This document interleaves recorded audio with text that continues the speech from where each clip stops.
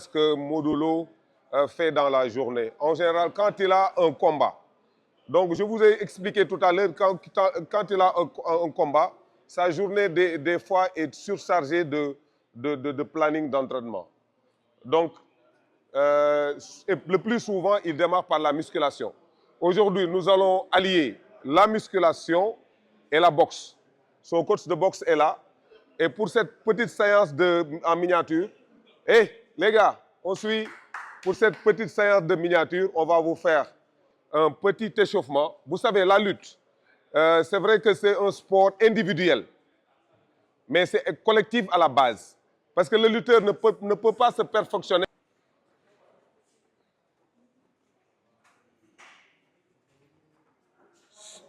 Essayez de changer de jambe à chaque fois que vous tournez. Essayez de changer de jambe à chaque fois que vous tournez.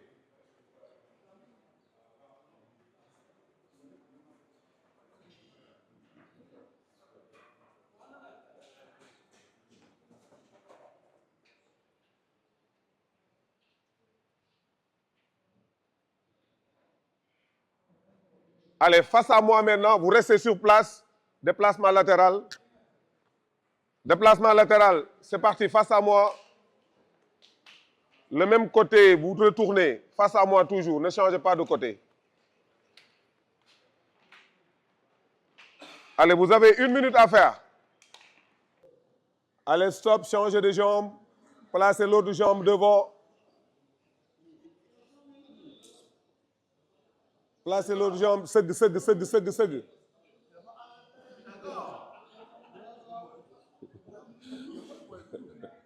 Allez, stop. On pousse devant.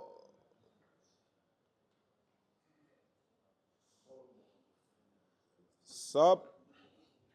On se lève, secouez les jambes, les bras. C'était la partie de l'échauffement.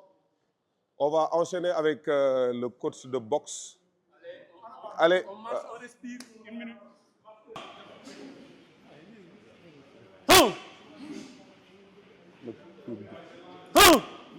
dafa yéex trop yéegalal loxo ci yéegal fii voilà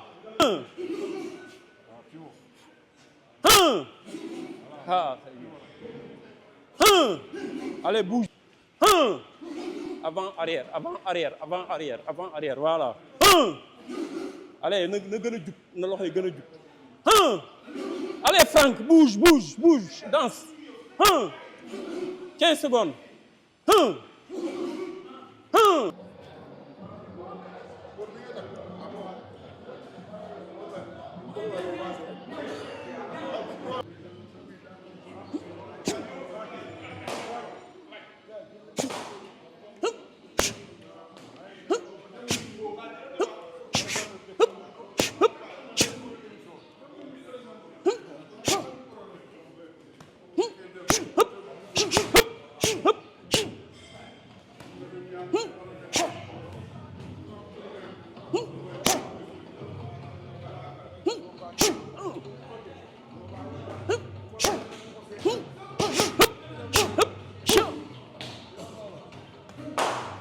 un tout crochet.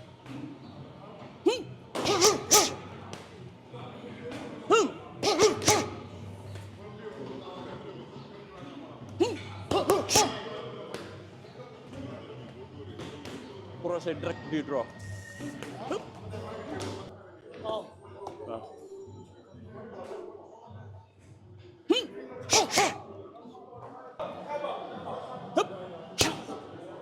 Gauche droite gauche. waaw hop hop maa ngi ziar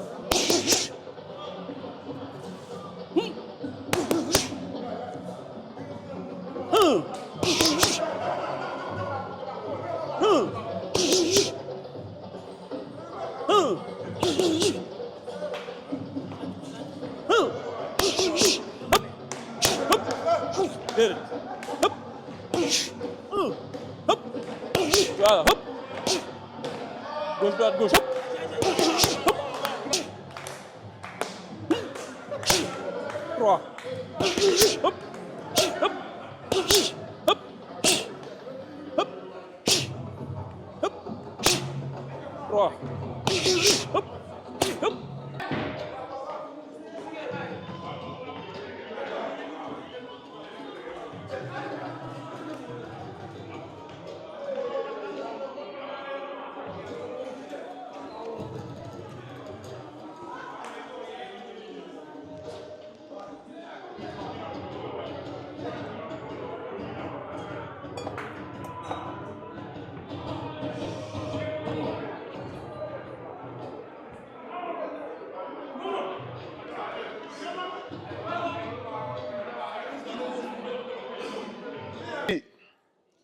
C'est presque pareil, vous poussez simplement et vous descendez. Squat press. Vous faites le squat press ici. Et arrivé ici maintenant, vous allez juste monter, descendre. On n'a pas besoin d'utiliser les charges. Parce que démonstration, qu'est-ce que c'est là? On monte gauche, droite. Et on descend. C'est bon? Allez, c'est parti. Ceux qui sont devant. Deadlift, tirage. Allez, top, on part ensemble. 1, 2, 3, 4, 5, 6, 7, 8, 9,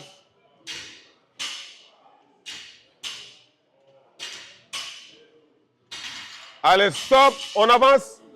Ce sont les mêmes muscles que vous allez solliciter ici avec un autre engin. Allez, on y va, top, c'est parti. Allez, go, 1. Dem fële. 2. 3. Wala ngeen bàyyi ñu pare. 4. 5. Taxaw leen. 6. 7. 8. 9. Anaconda, on descend en squat. Squat, 10. 11. Et 12. Allez, on avance. Le step up. Le step up ici, on monte, on descend, on change, on alterne les deux jambes.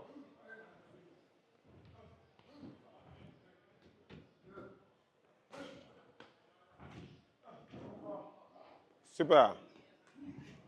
Allez-y, on y va ici. Ñu dem. Jusqu'à 12. 6. Après, vous allez derrière.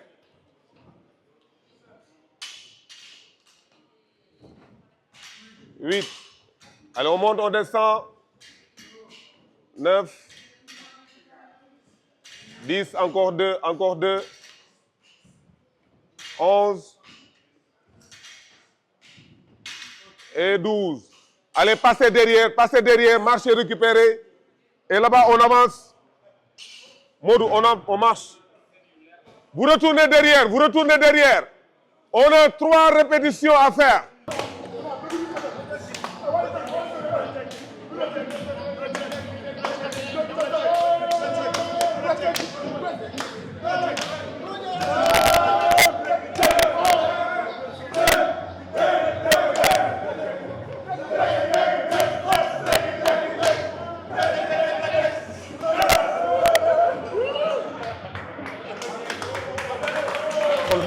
mi ngi ne ambassadeur bi àndal ak moom bàkkuloo ko jàngal ko bàkk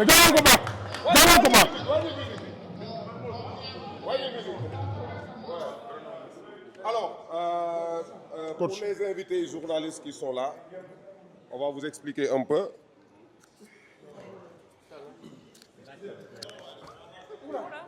Yeah. Voilà, c'est bon. Bolivia. ci kontaan bu baax a baax daal di gis woyofam ak bëgg bu mu bëgg Sénégal dañuy ñaan rek yàlla mission biñ ko jox mu woyofal ko ci moom ba ni mu ko bëggee mu demee noonu vraiment dañ koy souhaiter soyez bienvenue di ko wax kontaan ci ñëw trop parce que lii vraiment wàcc sa bopp la bu baax a baax parce que sometimes ambassadeur ñoo ngi ko doon gis yeneen xew nga xam nga bu intéressé woo ci lutte sénégalaise ba ne daf ñu bëgg tey rencontré ñu financièrement vraiment dañ ci kontaan bu baax a baax d'abord di ko ñaanal encore di ko remercier bu baax a baax moom ak équipe am yëpp. visite bu mel nii nekk visite bu am solo ci milieu làmb tey ngay roi des arènes ñu am kilifa bu toll nii bu mel ni lu raar la bu ñu gëj a gis la sax ci wàllu làmb tey moom mu ñëw recevoir la ban lan lañ ci mën a xaar lan la mën a tuut tey jii ëllëg ci njëriñu làmb.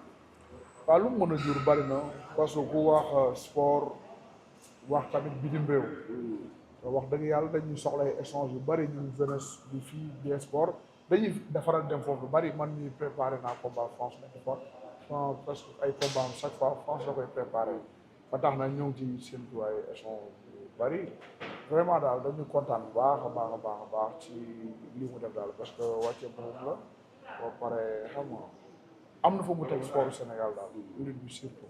bu ñu xoolee ni mu toll ak li nga xam ne dayoo bi mu am ci àdduna mu ñëw ci làmb mel na ni war na mën a am beneen taxawaay wala beneen gis-gis wala beneen doxalin boo xamante ne nii na mën a tax làmb gën a yokk ci système bi. waaw loolu man tamit dañ ciy soññaat rek suñu bopp man di wax lu ñu yor nañ ko gën a téye parce que lu riche la culture la bu mag a mag nekk sport suñu sport national nag xam nga ñun nañu gën a fonkat ñu yor parce que li may wax rek suñ ko tegee fi ñu ko war a teg mën nañ ko yóbbu fépp ci àdduna boobaa di nga dem France ne nit sportif lu muy def mu ne lu Sénégalais daay def dem États-Unis nit lu muy def mu ne lu Sénégalais daay def feneen ak feneen ak feneen ba tax na visite bi daal dañ ciy kontaan trop kontaan C'est bon. L'entraînement, etc. Nous sommes conscients de l'importance de la lutte pour les Sénégalais et c'est pour nous très important de comprendre comment les choses se font. Et avec Moudou, qui est un grand champion, le roi des arènes, pour nous expliquer, les choses évidemment deviennent toujours beaucoup plus claires. Et c'est un complément de l'action que nous menons dans le sport. Le sport est un excellent vecteur de dialogue et d'échange avec la jeunesse. Comme vous le savez, nous travaillons avec les autorités sénégalaises sur la réhabilitation des établissements sportifs pour les JOJ, donc la piscine et le stade, mais aussi sur des équipements de proximité. Donc c'est vraiment un vecteur de dialogue et de prise en considération de la jeunesse qui est en complément de tout ce qu'on fait s'agissant de la jeunesse sur la formation professionnelle, les arts, les ICC, ce qu'on appelle les industries créatives et culturelles. Donc pour nous, c'est aussi un autre vecteur de dialogue avec la jeunesse sénégalaise à travers ces grands champions.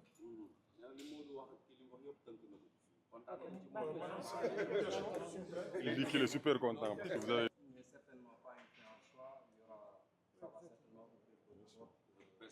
Bah, on va discuter un peu avec. Je suis venue avec mon équipe de comment on peut travailler ensemble. Et de toute façon, c'est aussi une visite de courtoisie au roi des arènes pour qu'il sache que on est là, prêt à coopérer avec lui, avec toute son équipe. Quand même, je trouve qu'ils sont très impressionnants, moi. Et je ne me suis jamais sentie aussi petite. Je dois le reconnaître. Et donc, nous allons travailler ensemble. Jeff. Pardon? Alors. Le monsieur tout à l'heure a évoqué la question des visas. Les lutteurs parfois ont besoin des visas pour voyager et s'entraîner. Mais on a constaté que parfois, précisément, Non, laissez. J'ai pas de problème. Là, au mois d'octobre dernier, Tapha Tine devait disputer un combat MMA à Lyon. Mais malheureusement, ce combat a été reporté parce que le visa lui a été refusé. Est-ce que l'ambassadeur ou l'ambassadrice peut faire quelque chose pour faciliter les leaders l'obtention de ces visas? On va travailler avec ça. On va travailler avec ça pour que les lutteurs sénégalais puissent circuler et s'opposer à leur et pouvoir faire des combats où ils le souhaitent, en tout cas en France, pour ce qui concerne l'espace Schengen. Voilà. Je suis la lutte, mais pour l'instant, je n'ai pas encore eu l'occasion de me rendre au stade. Et le roi des arènes m'a invité à son prochain combat, donc je compte bien et les équipes derrière ont intérêt à se préparer parce que j'y compte bien y aller. Dernière question. Qu'est-ce qui justifie le choix de Modou Lô? Pourquoi portez votre choix sur Modou Lô? Eh bien, en fait, on commence par le roi. On fait avec les autres.